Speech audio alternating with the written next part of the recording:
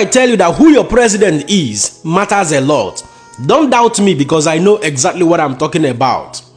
Donald Trump, who was just inaugurated a few days ago on the 20th of January, just hours after his inauguration, Donald Trump has secured $3 trillion investment from both individuals and government of different countries of the world.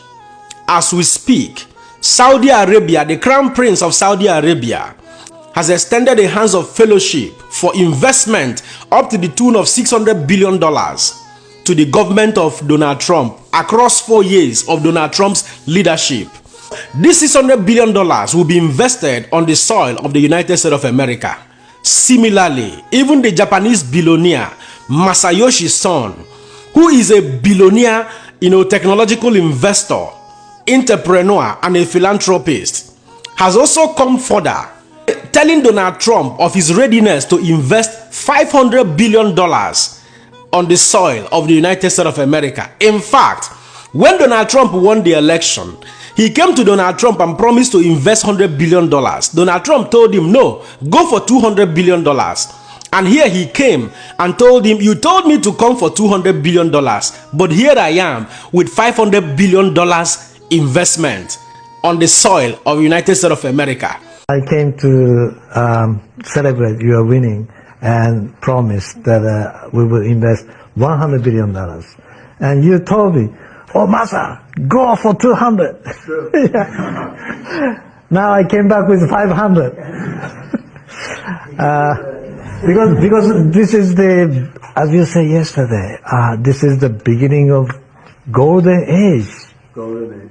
Of America. This is one great example, I think. Right? We wouldn't have decided to do this. I think so. This is the beginning of golden age. We wouldn't have decided unless you won. And yesterday we agreed, we signed to make this happen. Great. Because of this day. Very nice. So we would make this happen. We would immediately start deploying $100 billion with the goal of making $500 billion within next 4 years, within your term, right? Because of your success. Meanwhile, do not equally forget that just previously, Donald Trump has equally expressed readiness, saying that he would be happy for Elon Musk to buy TikTok in the United States of America. When a businessman, when a man with a known source of income mounts the throne of leadership, there is no Jupiter anywhere, there is no force anywhere that will stop fellow businessmen and women from coming to invest in that country, where a known businessman with a verifiable source of income mounts the throne of leadership. Unfortunately, what we have in Africa, which saddens me personally because I am an African man, what we have is that people who are poor get into the political hemisphere. They steal as much as they can from the public purse. They become so rich and they gather as much as they can gather and go overseas to invest. That is the problem which has destroyed the fabrics upon which Africa was built, by Mother Nature with abundant mineral resources. Little wonder somebody like Rita Edochie cried out loud saying, I wish somebody like Donald Trump will become or be inaugurated as the president of Nigeria. You know what that means? If Donald Trump becomes the president of Nigeria, at least for 1 month, the joy that will be in my heart is that I know particularly that at least within the first 1 week, a lot of corrupt politicians will be in prison. A lot of corrupt politicians who have embezzled this country to its knee will go to prison, first of all.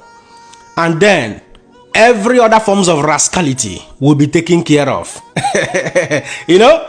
Therefore, when you see us advocating for good governance, clamoring for a man with integrity, a man or a woman with verifiable source of income, a man who is known far and wide as a businessman, as a businesswoman, we know what we are talking about. We are not joking here, bro. Donald Trump, in the midst of all this, is currently being criticized by many. But guess what? Donald Trump has responded to all the critics. If you want to stay in America, stay. If you don't want to stay, you can go. Make on listen to Baba. But if you're not happy in the U.S., if you're complaining all the time, very simply, you can leave. You can leave right now. Come back if you want. Don't come back. It's okay too. But if you're not happy, you can leave. I'm pretty sure you have seen it all. Let us continue to lend our voice, hoping that someday Nigerians will be ready to take back their country. Hoping that someday Africans will rise together and understand that political leadership is what will save Africa, not God from somewhere. God has finished his work. He has created you and told you, go into the world and make exploit. It is left for you, just like my Igbo forefathers in their wisdom always say, as you make your bed, so you lie on it. Don't forget to let me know what you think in the comment section and share this video. Man, another person, Siam. God bless you.